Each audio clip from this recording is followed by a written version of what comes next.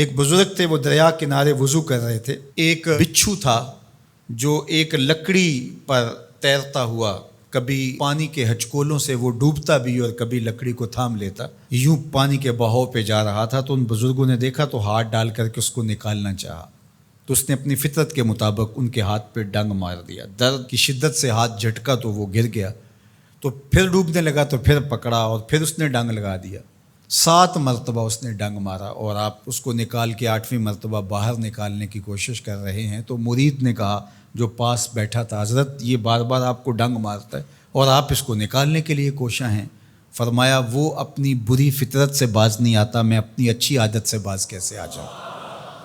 تو لوگوں کے ساتھ رویہ اچھا رکھے، وہ جو بھی رویہ رکھے. ہم کہتے ہیں کوئی اینٹ اٹھائے گا تو ہم آگے سے پتھر اٹھائیں گے، تو یہ کیا کمال ہوا. لوگ کہتے ہیں تم 1 قدم پیچھے ہٹو گے میں 10 قدم پیچھے ہٹوں گا، تو یہ کیا کمال ہوا.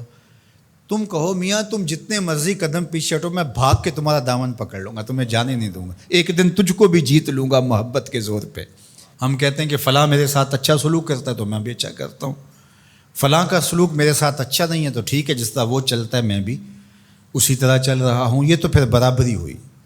اگر کوئی برائی کے ساتھ معاملت کرتا ہے تو آپ بھی اس کے ساتھ ایسے ہی کرتے ہیں، تو برائی میں برابر ہے.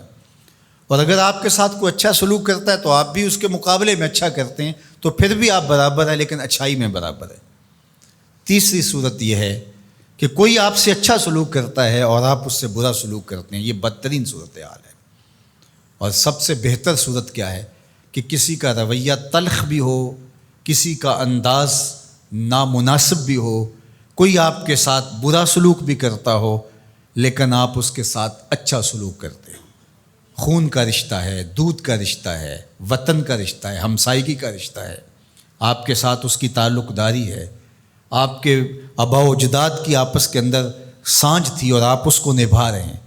تو یہ ہے بہترین رویہ کہ کسی کا کوئی بھی رویہ ہو آپ اس کے ساتھ اچھا رویہ اختیار کرتے ہیں.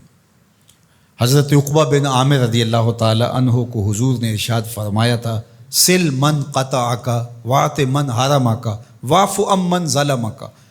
اے عقبہ بن عامر، جو تجھ سے تعلق توڑے تو اس سے تعلق جوڑ، جو تجھے محروم رکھے تو اس کی جھولیاں بھر دے، اور جو تیرے پہ زیادتی کرے تو اس کو معاف کر دے، اس سے درگزر فرما. یہ بہترین کردار ہے جس سے ایک اچھا ستھرا پاکیزہ اور مناسب معاشرہ ترتیب پاتا ہے اور ترکیب پاتا ہے. تو میرے اور آپ کے آقا و مولا نے ہمیں یہ تلقین کی، بلکہ فرمایا جو یہ چاہتا ہے کہ اس کی عمر میں برکت ہو اور رزق میں اضافہ ہو، وہ رشتہ داروں کے ساتھ سلوک اچھا کرے. یہ راز ہے عمر میں برکت کا اور رزق میں اضافے کا. رشتہ داروں کے ساتھ اگر سلوک اچھا کرو گے تو تمہاری عمر میں بھی برکت ہوگی، تمہارے رزق میں بھی برکت ہوگی. تو ہمیں یہ تلقین کی گئی. رشتہ دار تو دودھ یا خون کی سانجھ سے رشتہ دار بنتے ہیں، کوئی عام انسان بھی ہو، ہمیں تو ان کے ساتھ بھی اچھا رویہ اختیار کرنے کی تلقین کی گئی. حتیٰ کہ آپ کے دین پر نہ بھی ہو تو آپ کی ہمسائیگی میں بستا ہے، مستامن ہے، ذمی ہے، تو اس کے ساتھ آپ کا سلوک اچھا ہوگا. آپ کا دین آپ کو یہ سکھاتا ہے.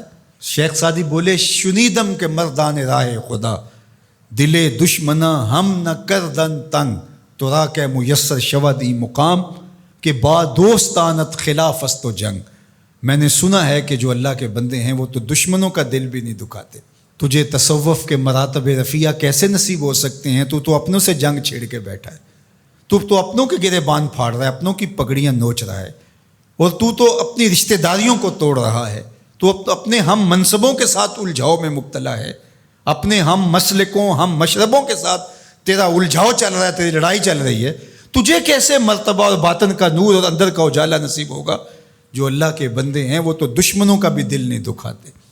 انسان تو انسان رہے، وہ تو جانوروں کے ساتھ بھی رویہ اچھا رکھتے ہیں کہ یہ اللہ کی مخلوق ہے. مخلوق ہونے کے ناطے سے الخلق و عیال اللہ، تمام مخلوق اللہ کا کنبہ ہے، اور اس کے ساتھ اس نے سلوک، ان کا کچھ بھی رویہ ہو. حضور کے غلام اور اسلامی معاشرہ، اس میں یہ کس طرح چیزیں پنپ سکتی ہیں کہ ہم نفرتوں کو فروغ دیں اور کہیں کہ نہیں ہم ایسے کر دیں گے، اس نے میری طرف یوں دیکھا ہی کیوں ہے، لہٰذا میں تو اب اس سے ساری زندگی ہم کلام ہی نہیں ہوں گا. تو رویوں کی خوبصورتی اور صلہ رحمی یہ ہمارے دین نے ہمیں سکھائی.